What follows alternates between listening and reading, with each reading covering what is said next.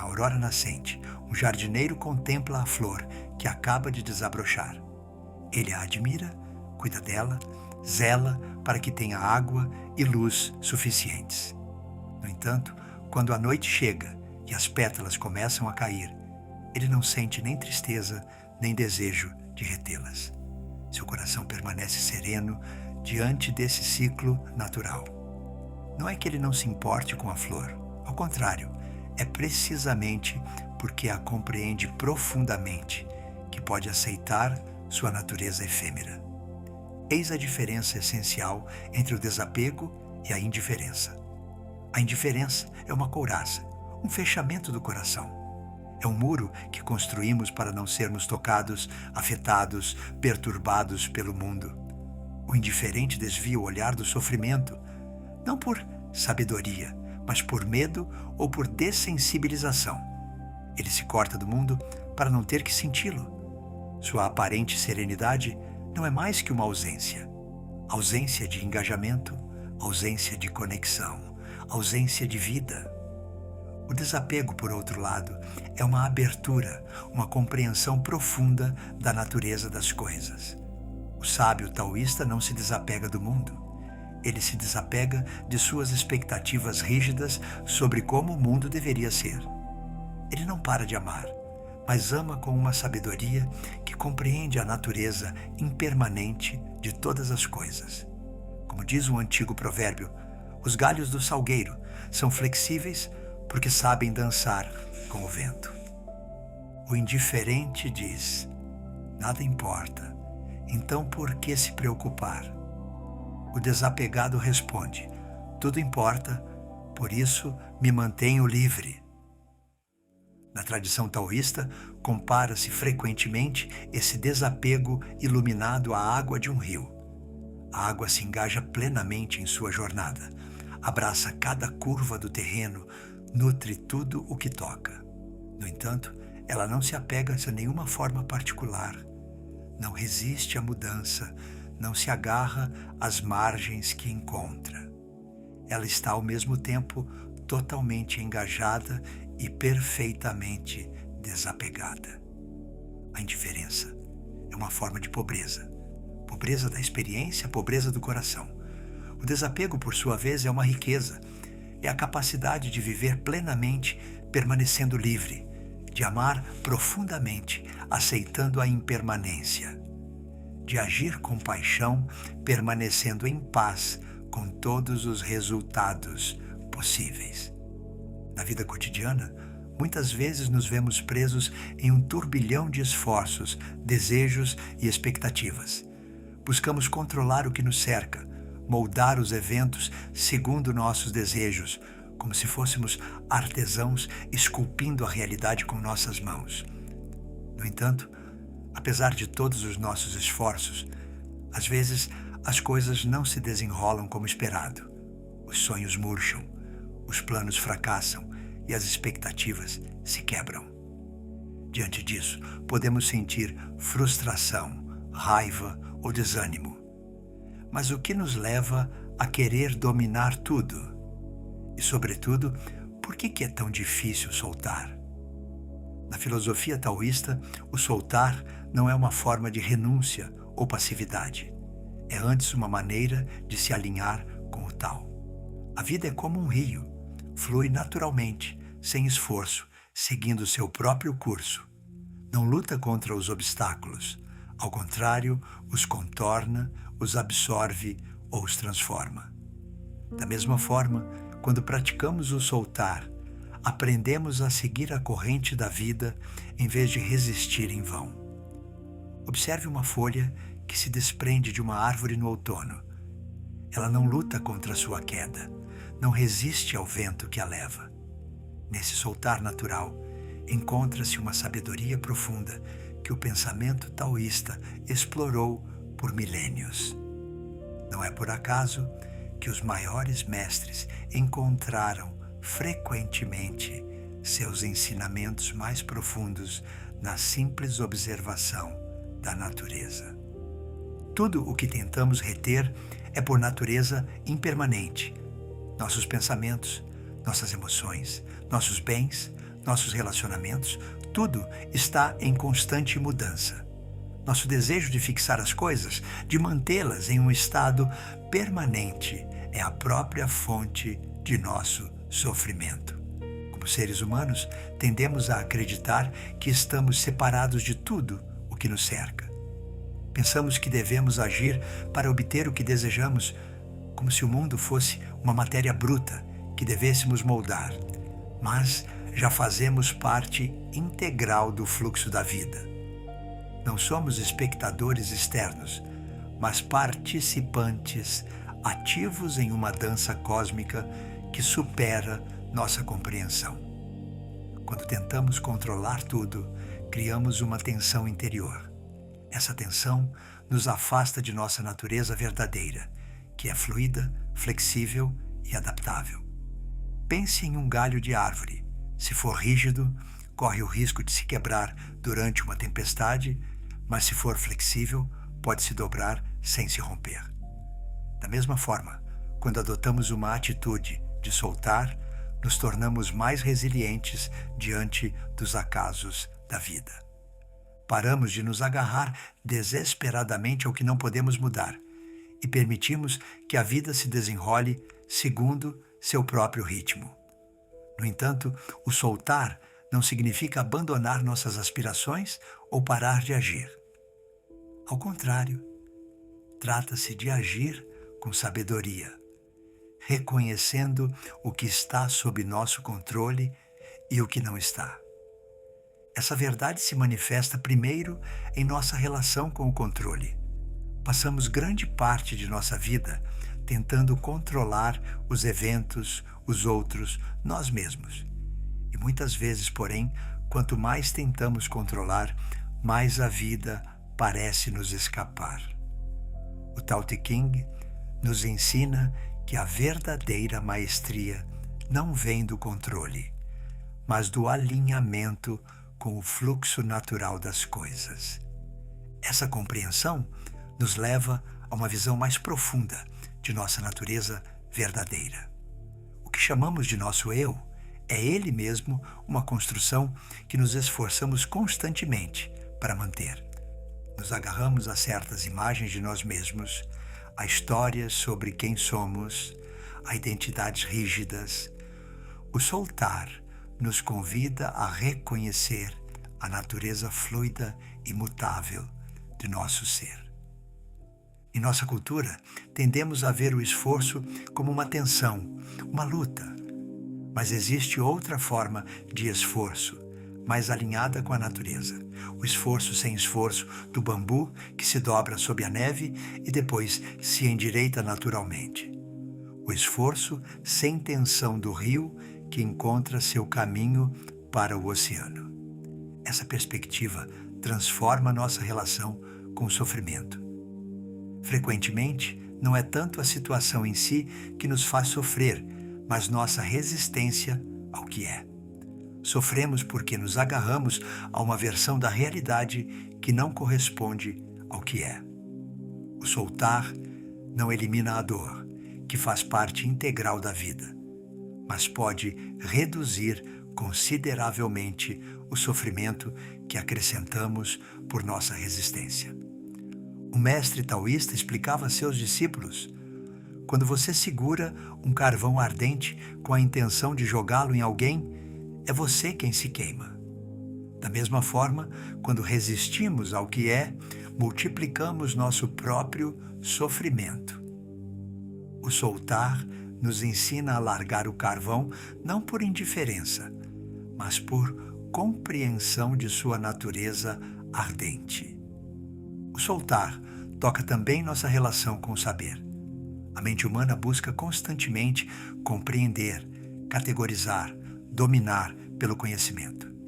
E, no entanto, como sugere o Tao Te Ching, a mais alta compreensão vem às vezes da capacidade de soltar nossas certezas, de acolher o mistério da existência sem buscar reduzi-lo aos nossos conceitos limitados. Essa sabedoria se estende à nossa busca de sentido. Frequentemente estamos obcecados pela busca de um sentido definitivo para a nossa existência, de uma resposta última às nossas questões existenciais. O soltar nos convida a outra perspectiva. E se o sentido não fosse algo a ser encontrado, mas algo que emerge naturalmente quando paramos de buscá-lo com tanto afinco? O paradoxo do soltar é que ele mesmo requer uma forma de prática. Não podemos forçar o soltar, seria contraditório. Podemos, no entanto, cultivar as condições que o favorecem, como um jardineiro que prepara o solo, sabendo que não pode fazer as plantas crescerem apenas por sua vontade.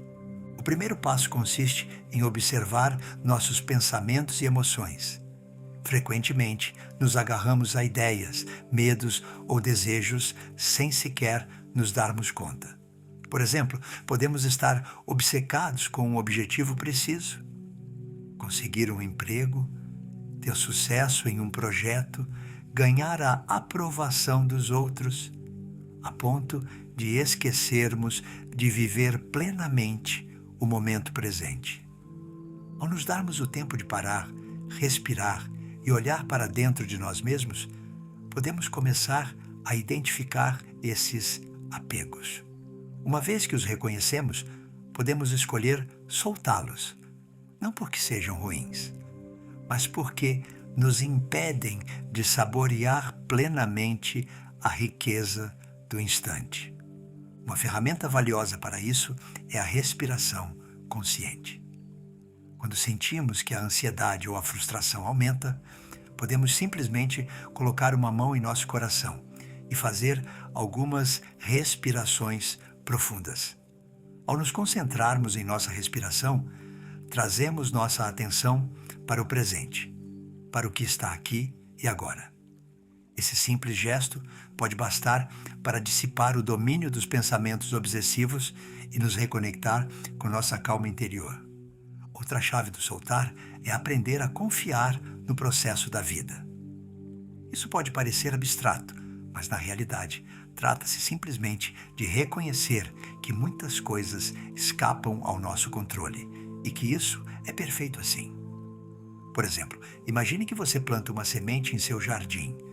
Você pode regá-la, nutri-la, dar-lhe luz, mas não pode forçar a semente a germinar.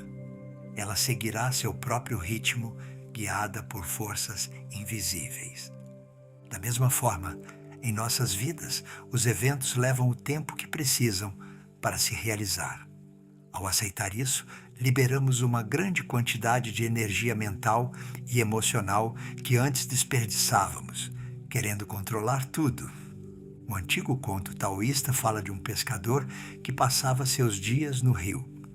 Ao contrário dos outros pescadores que se agitavam e se frustravam quando o peixe não mordia, ele permanecia sereno, fosse sua pesca abundante ou escassa. Um dia lhe perguntaram seu segredo. Ele respondeu: "Não pesco o peixe, pesco o momento presente. O peixe não é mais que um convidado em minha rede." Essa história revela a essência do desapego taoísta. Não é uma renúncia à ação ou ao engajamento, mas uma liberação do apego ao resultado. O pescador não é indiferente à sua pesca. Ele coloca toda a sua arte, toda a sua atenção. Mas sua paz interior não depende do que pesca ou não. Se o desapego não é a indiferença, o que é verdadeiramente? A tradição taoísta nos ensina que é uma via de liberação, um caminho para uma forma mais profunda de participação no mundo. Para compreender essa aparente contradição, precisamos mergulhar mais profundamente na própria natureza de nossa relação com o real. Imaginemos um músico que no início de seu aprendizado está apegado a cada nota, tenso em seu desejo de perfeição. Sua música, embora tecnicamente correta, carece de vida, prisioneira de sua própria vontade de fazer bem. Então chega um dia em que à força de prática ele esquece a técnica.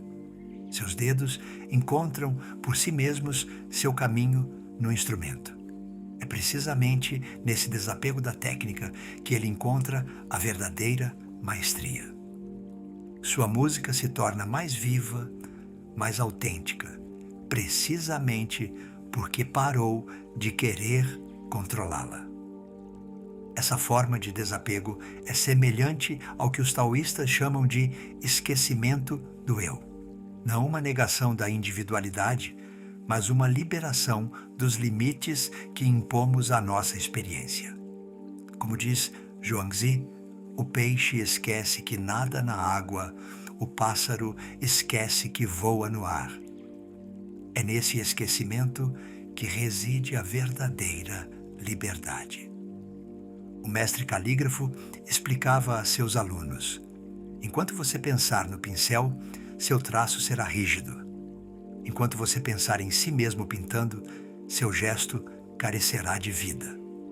É quando você esquecer tanto o pincel quanto a si mesmo que a verdadeira beleza poderá nascer.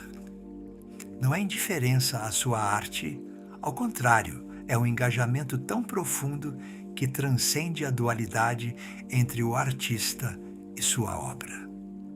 O desapego taoísta nos convida assim a uma forma paradoxal de presença. Estar totalmente presente, permanecendo livre de tudo, como a superfície de um lago que reflete perfeitamente o céu, precisamente porque não busca reter as nuvens que passam por ele. Essa compreensão do desapego nos abre a uma forma mais sutil de relação com o mundo. Não mais a relação do controle ou da posse, nem a da rejeição ou da indiferença, mas uma relação de dança, de diálogo, de participação consciente no movimento da vida. É isso que a tradição chama de agir sem agir, Wu Wei. Não fazer nada, mas agir sem que o ego se apegue à ação. Um velho mestre usava esta parábola. Vês essa folha que dança no vento? Ela não é nem indiferente ao vento, responde à sua menor brisa, nem apegada a ele, não busca controlá-lo. Ela simplesmente dança com ele, momento após momento. Isso é o verdadeiro desapego. Em nosso mundo moderno, obcecado pelo controle e pela performance, essa sabedoria do desapego é mais preciosa do que nunca. Ela nos lembra que existe outro caminho, nem a crispação daquele que quer dominar tudo, nem o abandono daquele que renuncia, mas a liberdade daquele que compreendeu que a verdadeira maestria está no soltar. O desapego taoísta nos convida então a uma revolução silenciosa em nossa maneira de estar no mundo. Não nos retirando da vida, mas participando dela mais plenamente, com um coração ao mesmo tempo mais engajado e mais livre. É talvez aí o segredo mais profundo do Tao, a compreensão de que nossa natureza verdadeira já é livre e que o desapego não é mais que o caminho de volta a essa liberdade original. Assim, o desapego autêntico não é um fim em si mesmo, mas um meio de participação mais profunda na vida.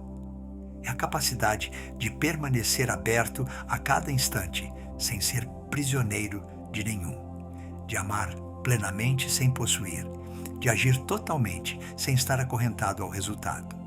Como dizia um sábio, o verdadeiro desapego não é a ausência de amor, mas o amor que se tornou tão vasto que transcende todo o apego.